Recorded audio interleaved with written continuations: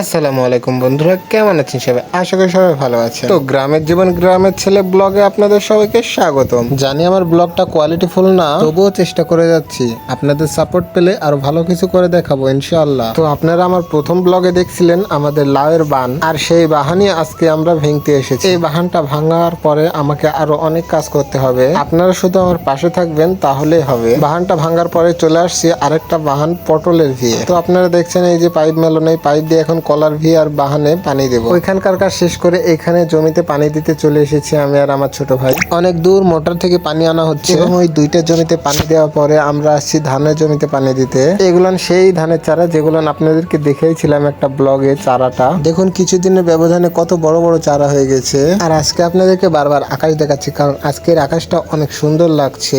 আপনারা আমাকে শুধু একটু সাপোর্ট করবেন। আজকের ব্লগটা এই পর্যন্তই। সবাই ভালো থাকবেন, সুস্থ থাকবেন। আল্লাহ হাফেজ। আমার যত বন্ধু বান্ধব আল্লাহ রাখে যেন ভালো।